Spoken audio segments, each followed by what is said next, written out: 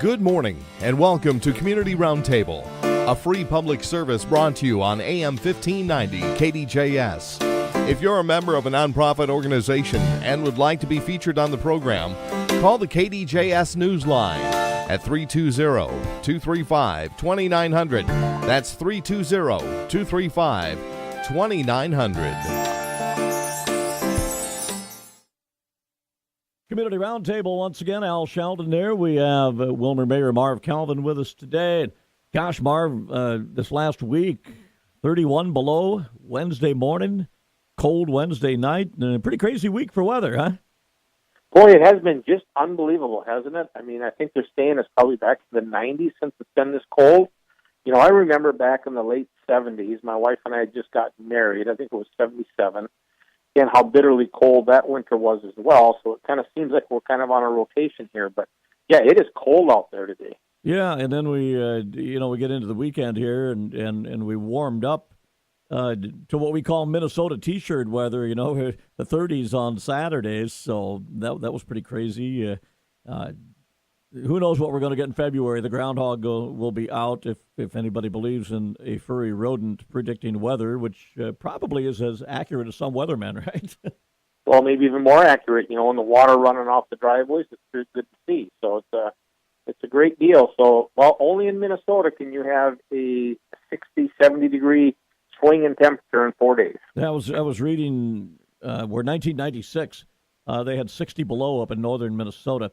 And 96, a lot of people remember all the snow we had that year and how shut down west and west central Minnesota was. The roads were plugged. It was hard to get anywhere. And then, of course, the spring of 97, I'm sure, remember this, all the flooding. I mean, all the flooding that happened, yeah. Dawson, Montevideo, Granite Falls, Fargo, Moorhead. That was one crazy winter season. And I don't know. I don't want to go through that again. A lot of people had to leave their homes, Right. My daughter her kids go up to school out at McRae. And someone had told me that in the month of, I think it was January, at McRae, they only had school 2 days, the whole month that year. Yeah, every because week. Because of all that heavy snow. Every week it was schools closed. Yeah. They just couldn't get anywhere. It was really an amazing time, And gosh, when we talk about spring and snow melt or heavy rains in the summer, I know as we talk about the city of Willmar, which is what we're going to get to here with Mayor Marv Calvin once again, I think of some of the areas that I know you and the city staff are working on to try to get fixed up as far as flooding goes, some of the intersections and things, right? Yeah, we are working on that. I really want to give a shout-out to the council. Last year, the council approved over $1.4 million of stormwater improvements. And the stormwater is the system that carries the water away from the streets and the yards when it rains. And the majority of those dollars were spent over at Taunton Stadium, Baker Field, out there. And we replaced that line that goes to the west out of that holding pond behind where the Stingers play and the Cardinals and the Ridgewater Warriors play ball there. Mm-hmm. And the water runs to the west, to the south, and then back to the west again. And that line was an 8-inch line, and parts of it were half filled with silt. And we replaced that, and I believe my numbers are correct, with a 48-inch line. And so there's two holding ponds. One is the one right there just north of Dorothy Olson Aquatic Center by Baker Field there. And then the other one is down south of 19th Avenue. There's two huge holding ponds there. So we're hoping that will really alleviate some of the flooding in that part of town. Mm-hmm. And then also at the retreat a couple weeks ago, the council did make stormwater a priority in looking at how can we best serve our stormwater in our community. Now, the local option sales tax has $7 million to address stormwater issues within our community. But I also want to give a shout-out to Candioi County, Lauren Ingleby, Larry Kleindahl, and the county commissioners, where they set aside all of this money for Grass Lake and also the diversion of Peach Creek, or Creek, however you want to say it. Because because those two projects will also help with the stormwater in southeast Willmar. And so if you take a look at the money that the county has put into stormwater and the city of Willmar has put into stormwater here in the last year and a half, we certainly hope that the next rain event that we have, that we certainly can control that a lot better. Indeed. And you mentioned a couple of times the city council. Of course, we've got some new faces there. I know Ron Christensen retiring, did not run last November. Let's recognize the council people and the wards that they serve. You know, we're very fortunate, and I'll just start at the top of the numbers. We'll start with Ward 1, which we have Councilmember Andrew Plowman and Kathy Swantis, who serve Ward 1. In Ward 2, we have Julie Osmus, and then newly elected Councilmember Vicki Davis. She's the one who replaced Ron Christensen. Ron served over 20 years on the council, and of course, did a lot of work. Was always a strong proponent of making sure we don't have too many taxes, and we always look out for the little guy. So a shout out to Ron Christensen for all of his years of service to our community. You know, he was always the guy that was looking at the pocketbook. So, you know, so we'll see who picks up that task now that he's no longer there. Then we go to Ward 3, and we have Councilmember Fagerly and Councilmember Alvarado. Now, Councilmember Fagerly was appointed by the council as the mayor pro tem. So in the absence of the mayor, Councilmember Rick Fagerly will be the acting mayor or the mayor pro tem. Councilmember Fagerly is also the longest-serving member on the city council. And then we go to Ward 4, where we have Councilmember Audrey Nelson and Councilmember Sean Meskey. And then the senior person there would be Councilmember Audrey Nelson. And so the council has really done a lot of good work in the last few years, and certainly we've got our hands full for leaving a legacy for the community of Willmar with a lot of things that we have going. So those are the council members and their wards, respectively. What's happening as far as council chambers are concerned? Well, you know, one of the things that we talked about at our retreat also was a new city hall. And currently, the city council is meeting out at the county office buildings, and we use their chambers. And so our goal is that if we build a new city hall, we will have the council chambers actually at the city hall. That would be a joint use room, so you would have it to function as the city council chambers when the city council was in session. But when it was not in session, there would be the ability to have breakout rooms for small meeting rooms or community rooms that people could use. If some of the committees are meeting, they could meet there. Planning Commission, Human Rights Commission, a lot of those other commissions could meet there as well. The local option sales tax steering committee could meet there as well. So a lot of good work could be done in that particular building. And so the council did set a priority of having the new city hall in the downtown area. And that's basically defined by myself, not by the council, but this is kind of my definition. They haven't agreed with this, but would be Highway 12 to the north, Candido High Avenue to the south, 1st Street to the east, and 11th Street, 10th Street, 11th Street to the west. And so that's kind of looked at as our business district in our downtown area. And so that's the area that I, along with the council, would like to see the city hall built at someplace in that area. I know there's always been a push to try to revitalize downtown and make it a place to go, and a lot of people have put thought into that and put time into that through the past few years. How's that coming along? Any news to report there? Oh man, there are so many exciting things happening down there.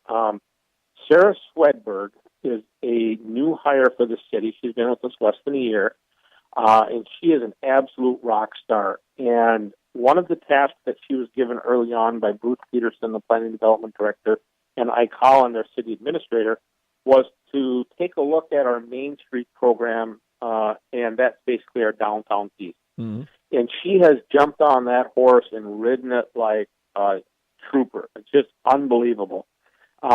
She's been able to secure over $30,000 worth of grants that are going to be coming into the downtown area.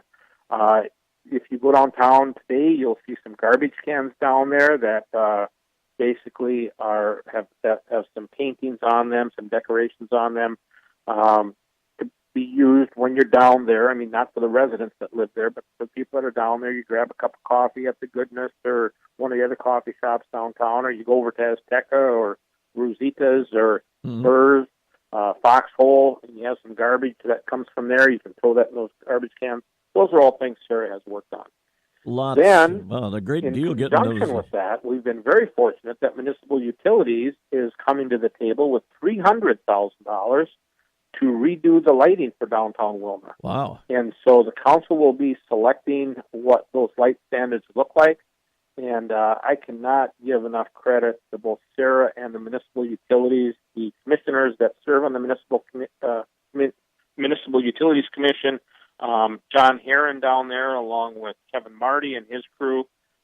They all just do phenomenal work, and a lot of great, exciting things happen in the downtown. So thanks for asking that. That's a great question. A lot of people don't think that things happening downtown, but it's booming. There's great stuff happening there. Well, one of the habits that I have, and I don't do this habit quite enough, but I sure love it. You mentioned Rosita's and Azteca. I could put on a pound or two going there, man. Oh man, they're good food, aren't they? Mm-hmm. You got that right. And then there's I think 3 Somali restaurants downtown. So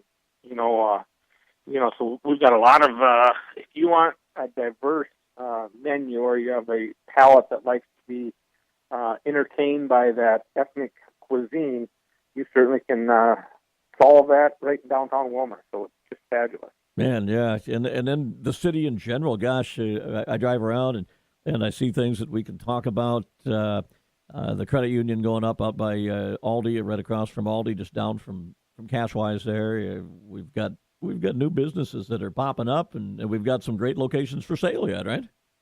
We do. There's the industrial park is ripe for the picking. We've got a industrial manufacturing that is looking at opening out there. We have the distribution center that is yet unnamed at their request, but that will be, they hope to be in the ground as soon as the frost is out. That, from what we've been told, will be between 40 and 80 new jobs. Nice. Head of household jobs. That'll be good. You take a look at Magnum Trucking is out there. They've got their distribution plant there. You look at Bacchus Telephone, and you look at Dewey's Petroleum, all of those things happening over there. And you go down First Street, and you've got the Legacy on First, which is the Domino's project with Sue and Blake Graves. Then you have some projects that are being done by Marcus Construction. And, of course, you've got the Quick Trip, and then you've got the Dairy Queen, and we could go on. And like we said, you go out on the east side of town, again, you have another Quick Trip out there, and the property just across from the chamber offices recently has sold, so you'll see some expansion happening there. I don't know if that's public yet, but that project has sold. That land has sold, and there'll be some expansion of a local business there, along with another office complex, from what I've been told. And so it'll be exciting to see what's happening. There's a lot of positive things happening in Willmar. Yeah, you mentioned the Quick Trips. They'll be working on a third Quick Trip, which will be downtown, toward downtown this spring, right? Yeah, what we've been told is that there will be another Quick Trip in the downtown area. I haven't been told a timeline. The last time I had a conversation with them was when they were in town for the ribbon cutting, and I had asked the lady that does all of their new site projects. I said, when are you going to build a downtown one? And she said, I have my calendar out for 6 months, so I can tell you it's not going to be within 6 months. Okay. Now, that was when they opened. I know that the original plan was that they would be working on that one in downtown. There has been some rumors running through the community that the city had bought that lot, and that's where City Hall was going to be. That's not true. So as far as we know and what we've been told, is that Quick Trip will be building downtown. Just we don't have a time frame on that yet. And what's the word where the old Dairy Queen was on the corner of South First and Willmar Avenue? Anything there? Well, on that part across from Waltz, Right. in Walgreens, in south of the Burger King, that was going to have a strip mall put in there. That's a Dan Getzman project, who owns the Dairy Queens here. Mm-hmm. Kudos to him for the investment that he's made within our community of, doing the new Dairy Queen on East Highway 12, and then within the last year and a half, he opened the one on the south side. So two nice projects, those Dairy Queens. So he, along with the developer within town, we're going to put in a strip mall. And now I drove by there yesterday, and I see that the lot is for sale. So I don't know if there's been a change of plans there, but originally they had cleared that site, and so I'm not exactly sure what's going on there. I have had an update from Bruce Peterson, our planning and development director, on that, but I'm sure that'll be a nice project when that goes. That's a corner that is the most busy intersection within the city of Willmar, Mm-hmm.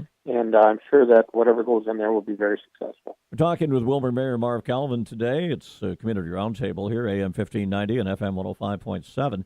And, Marv, you used the word rumor, and yeah, we all hear things. And do you hear anything from our friends out at the Candy Mall? I know they look for an anchor store or two, hopefully, and kind of get them remodeled, refreshed a little bit, and maybe some good news there. We're hoping so, Well, the Candy Mall is really something that, it's been a troubled area here for the last number of years, ever since I've been mayor, and even before that, actually.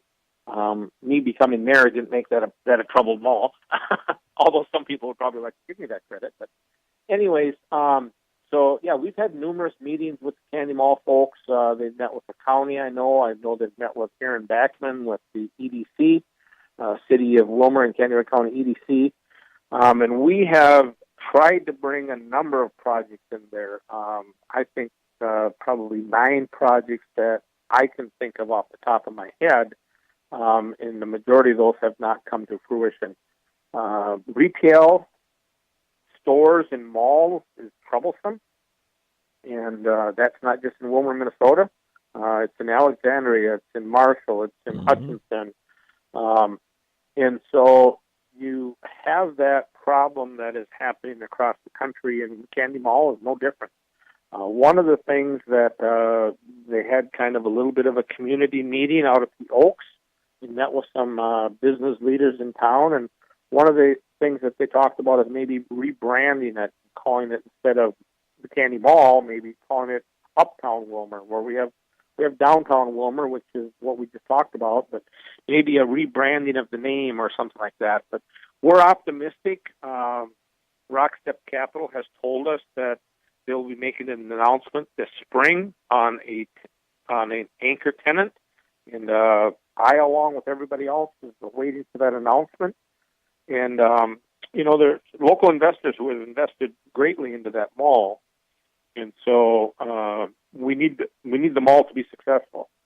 If you take a look at the retail sales that happen within the city of Willmar, for a city our size, our numbers are just way over the top of everybody else.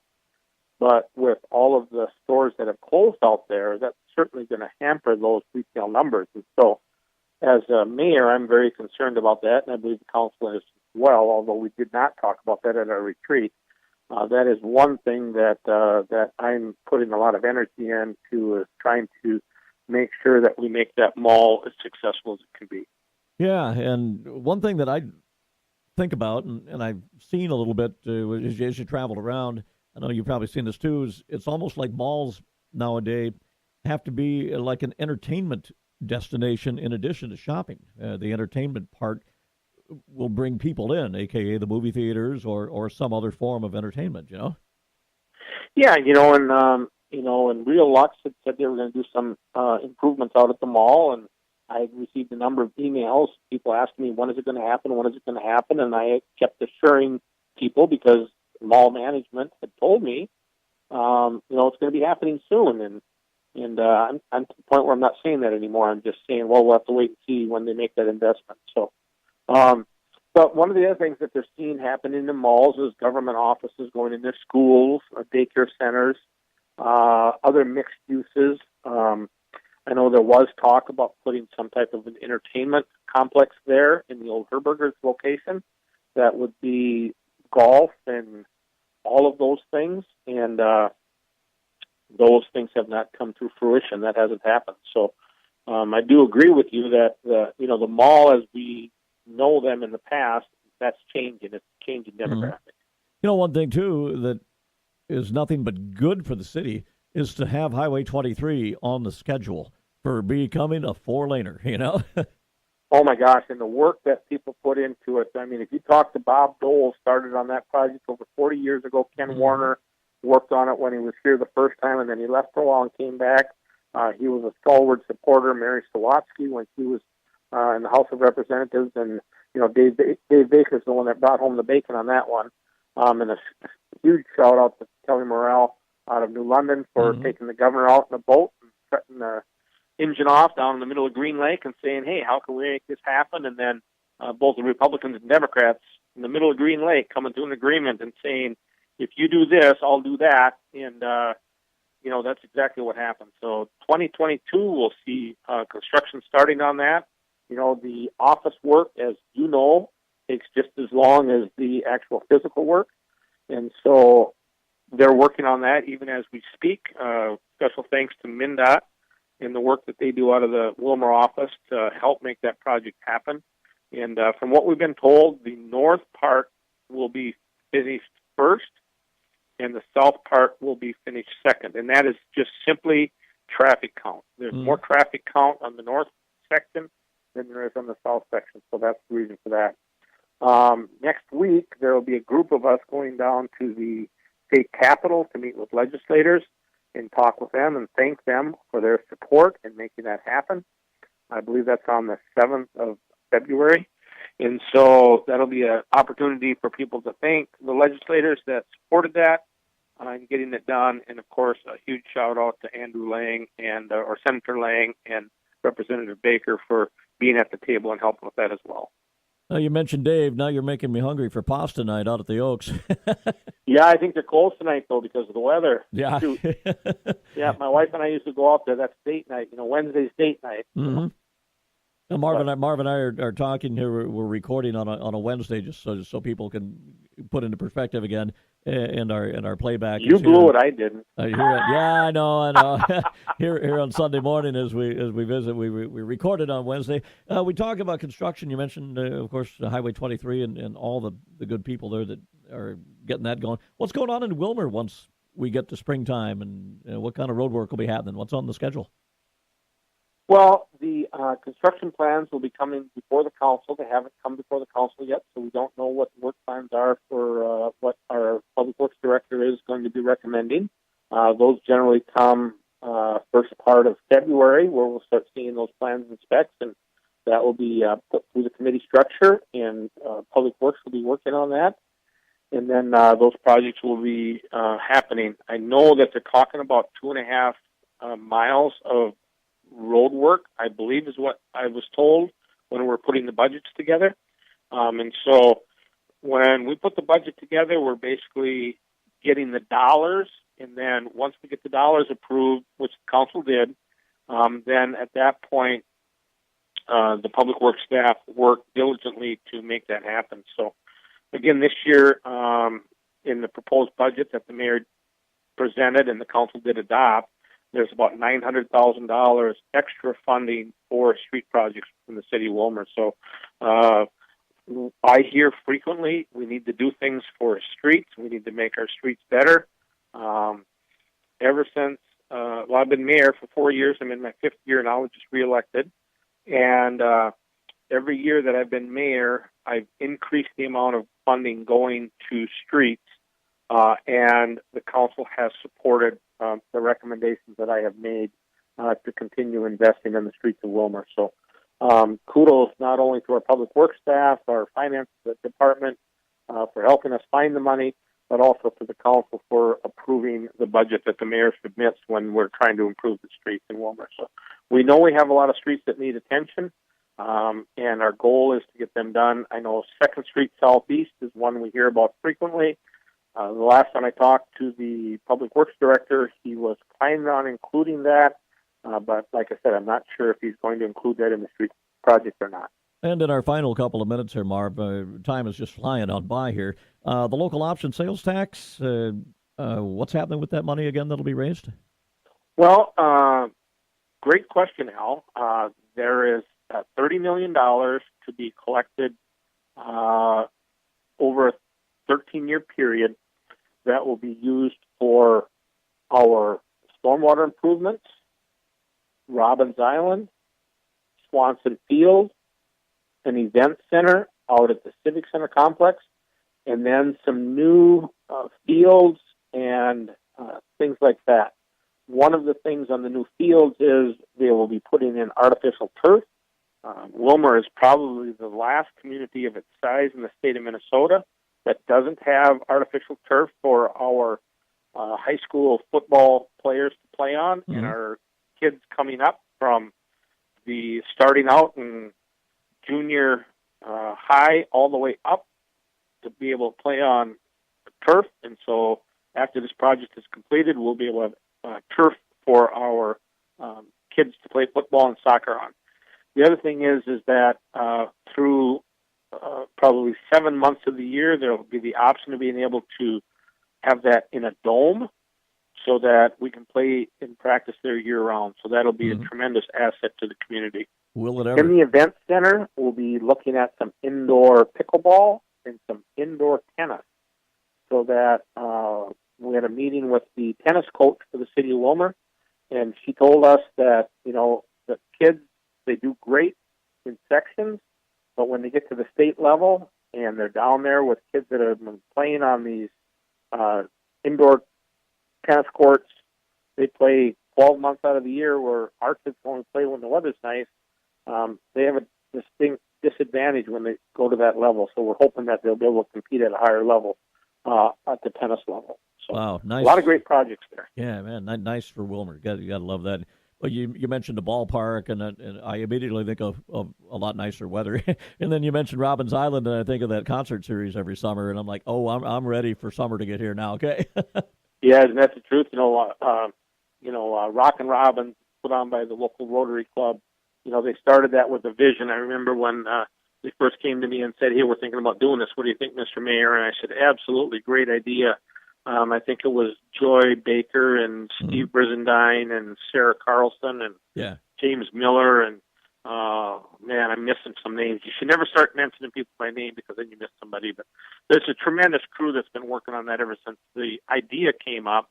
And then I remember Steve Brizendine, he invited me up to St. Cloud and said, "Marv, why don't you come with Joy and I up there?" And I had tentatively accepted to go, but then something came up. My wife and I had something else going on, so we didn't make it. But, you take a look at happening now out at Robbins Island, it's just a tremendous asset. So it's fantastic. Yeah, the work that those people and their scores of volunteers that help out during the events, we've got to just thank them as a whole. Like say, you can't mention all the names. You're like me, you'd forget more than you remember, but you see them working all the time. Hey, Marv, been a pleasure to visit her for a while on Community Roundtable. Always a good time, and we'll have to hook up in a couple of months again. We'll be closer to spring, and you'll have another handle on what's going on in Willmar as far as work is concerned, and other things that'll be coming up, I'm sure, right?